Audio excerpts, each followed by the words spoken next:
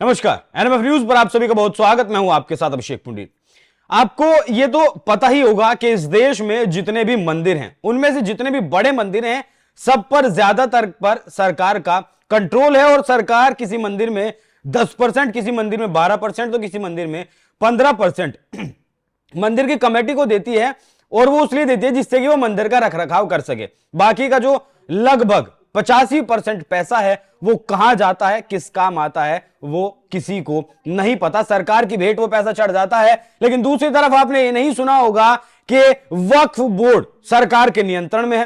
वक्फ board के पास जितनी जमीनें, तकरीबन 8.5 लाख जो संपत्तियां हैं, उनसे कितना रेवेन्यू जनरेट होता है और कितना पैसा सरकार लेती है या उस पैसे का क्या किया जाता है, नहीं पता होगा। आपको नहीं पता होगा कि इस देश में जितने भी चर्च हैं, किसी चर्च पर सरकार का नियंत्रण है या फिर वहां जो कुछ चंदा आता है वो सरकार के पास जाता है या नहीं। सरकार ने जब इन मंदिरों का अधिग्रहण किया था तो कहा था कि हिंदू अपनी रखरखाव अपने मंदिरों का नहीं कर पाएंगे। जो इतनी पुरानी संस्कृति है, हजारों साल पुरानी संस्कृति है, उन पर सवाल उठाए गए थे। इसी खबर पर क्या कुछ अब कांग्रेस पार्टी ने कहा है, क्योंकि अब जो मंदिरों में सोना रखा है उसके ऊपर भी कांग्रेस पार्टी की नजर है। ज्यादा जानकारी देने के लिए मेरे साथ मौजूद है हमारे वरिष्ठ सहयोगी पंकज प्रसून। बहुत बहुत स्वागत सर आपका।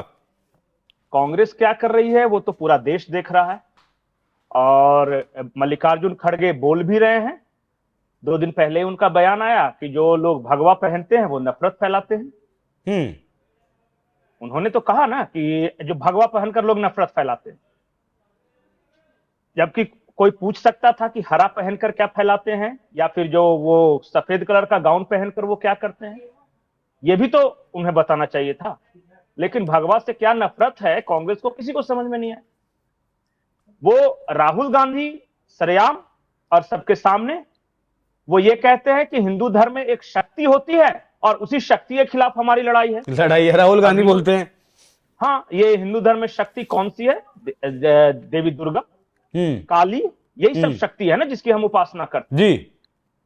तो उनके खिलाफ उनकी लड़ाई है। वो जो करना चाहते हो तो खुलेआम बोल रहे हैं, आप नहीं समझते हैं। कल ही एक चैनल पे कांग्रेस का प्रवक्ता या बहुत सारे जो सो कॉल्ड ये सेकुलर दल के लोग कहते हैं कि मंदिरों की संपत्ति पर सरकार का नियंत्रण होना चाहिए, या अगर मंदिरों का जो खजाना है अगर सरकार के पास आ गया तो भारत की गरीबी मिट जाएगी। कोई ये क्यों नहीं कहता कि वक्फ की प्रॉपर्टी पे सरकार का नियंत्रण होना चाहिए? अगर मंदिरों पर है तो वक्फ की प्रॉपर्टी पे क्यों नहीं? उसका जो किराया है वो केजरीवाल सरकार का वो कौन है मंत्री, वो क्यों वसूल करे? अमानतुल्ला। हाँ, वो क्यों वसूल करे? उस किराए पर भी सरकार का अधिकार होना चाहिए। जो मजारों पे जो चढ़ावा चढ़ता है उस पर भी सरकार का अधिकार होना चाहिए। सिर्फ मंदिरों के चढ़ावे पर होना चाहिए, मजारों के चढ़ावे पर नहीं। वक्फ की प्रॉपर्टी से जो रेंट आता है उस पर नहीं होना चाहिए। वो क्या होता है, कहां जाता है? बहुत सारे क्रिश्चियन मिशनरीजों की संस्थाएं खुली हुई है, वो अस्पताल चला रहे हैं, वो स्कूल चला रहे हैं, उनकी प्रॉपर्टी पे किसका अधिकार होना चाहिए? मतलब सिर्फ हिंदुओं के मंदिरों पर ही होना चाहिए? वाह। तो सर ये बताइए, ये इस्लामिक देश करना चाहते हैं इस देश को या फिर क्रिश्चियनिटी यहां लाना चाहते क्या है? क्योंकि वार तो दोनों तरफ से है, उधर भी कन्वर्जन करवा रहे हैं, इधर भी कन्वर्जन करवा रहे हैं। नहीं, देखिए मैं आपको साफ साफ बताता हूं, दुनिया में कहीं भी प्रकृति पूजक समाज है। यानी अफ्रीका में आदिवासी हैं, भारत में हिंदू प्रकृति की पूजा करते हैं, हिंदू हो आदिवासी। हमारे लिए सूर्य हो गया, नदियां हो गई, पीपल का पेड़ हो गया, बरगद हो गया, हम भी पूजा करते हैं। शिव हो गया, पशुपति जिसको लोग आम बोलचाल की भाषा में बैल बोलते हैं, तो उन सब की हम पूजा करते हैं। आदिवासी भी यहाँ उसी तरह पेड़ पौधे प्रकृति की पूजा करते हैं। जहां जहां प्रकृति पूजक समाज है, जो प्रकृति के साथ तारतम्यता बैठाकर चलता है और जो स्थायी है, उसके खिलाफ अब्राहिम एक शब्द होता है, दोनों उसी शब्द से निकले हैं। अब्राहिमिकल रिलीजन इस्लाम भी है और अब्राहिमिकल रिलीजन क्रिश्चियनिटी भी है, दोनों एक ही जगह से निकले हैं। तो वहां पे दूसरों के खिलाफ ये इब्राहिम एक जैसे कि जब भारत में आएगा ना तो देखिएगा बहुत जगह बड़ी गजब की एकता हो जाती है। केरला में ईसाइयों और मुसलमानों के बीच अब तक थी, अब थोड़ा दिक्कत होने लगी क्योंकि संख्या पर्याप्त हो गई। जब आप झारखंड जैसे राज्यों में आएगा ना तो यहां वो क्रिश्चियन मिशनरी और इस्लामिक एक है। ये दोनों वहीं पे लड़ते हैं जहां पे सिर्फ ये दोनों हैं। जैसे कि यूरोप में क्रिश्चियनिटी की लड़ाई इस्लाम से है, क्योंकि वहां बाकी कोई इस तरह का एबोरिजिन जो प्राकृतिक धर्म है ही नहीं, तो ये दोनों आपस में लड़ते हैं। अरब में तो एक दूसरे के खिलाफ लड़ते हैं।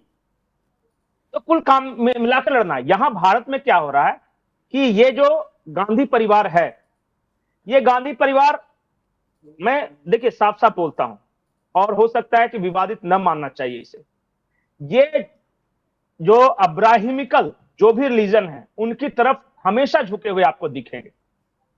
जब भी विवाद होगा हिंदुओं में या मुसलमानों में, तो मुसलमानों की तरफ दिखेंगे। अभी सोनिया गांधी के आने के बाद अगर मुसलमानों और क्रिश्चियनों में विवाद होगा तो ये क्रिश्चियन की तरफ झुके दिखेंगे। और कई इस तरह के घटनाएं हैं, ये साफ साफ है। ये चाहते क्या है पता है? सबसे पहले तो ये हिंदू धर्म का खात्मा चाहते हैं, सनातन का। और जब सनातन खत्म हो जाएगा तब हम देख लेंगे कि दोनों में लड़के की किसका ज्यादा चलता है।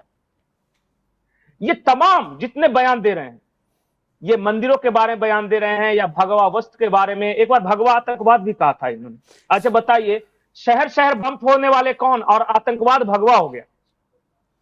100 करोड़ हिंदुओं को खत्म करेंगे कैसे? करना नहीं है, कन्वर्ट कर देना है। आधे को मुसलमान आधे को क्रिश्चियन बना देना, उसके बाद देखा जाएगा कि क्या करना है। बाकी फिर आपस में भी लड़ेंगे गले में। हाँ, वो तो फिर बाद में फिर होगा ना कि फिर इन दोनों में कौन।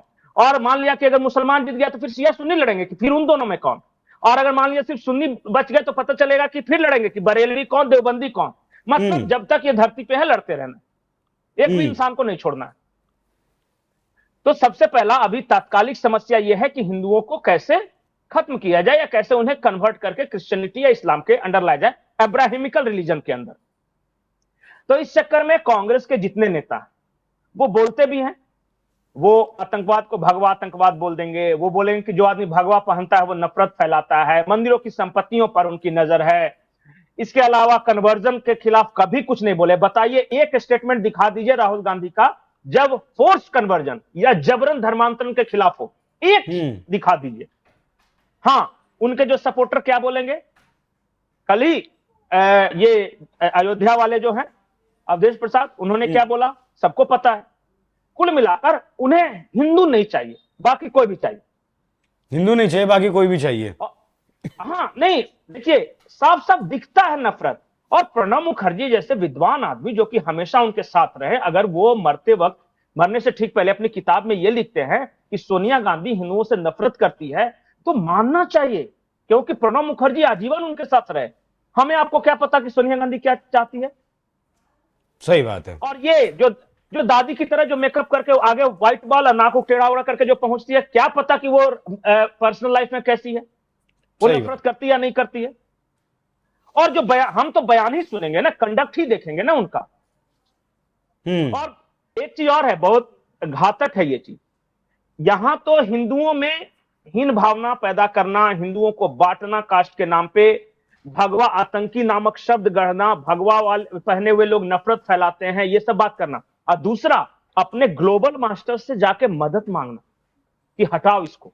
ग्लोबल मास्टर कौन है? जो हमारे लिए हर्डल्स, ग्लोबल मास्टर सोरोस है।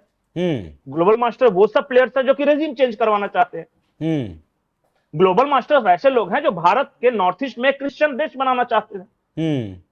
ये छुपी बात, उनसे कौन मदद मांगने जा रहा है? वो विषयांतर हो जाएगा पंकज जी। मैं सीधा सवाल मेरा ये आपसे कि जब ये सीधा सीधा बोलते हैं तो हिंदुओं को समझ क्यों नहीं आता? हिंदुओं को इसलिए समझ नहीं आता कि हिंदू पहले तो जाति में बटे हुए हैं।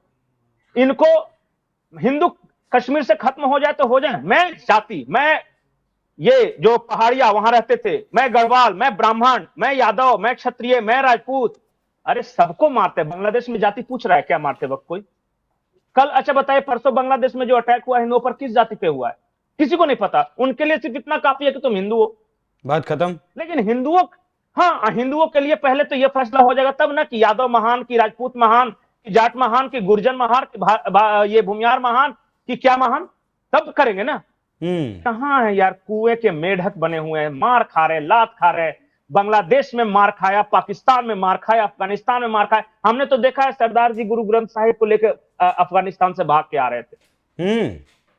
और फिर भी ये देखा, देखी ना तस्वीर, बिल्कुल। वहां पूछा कि आप सिख हो कि आप हिंदू हो, कि उनके लिए कोई मतलब नहीं, काफिर हो बस।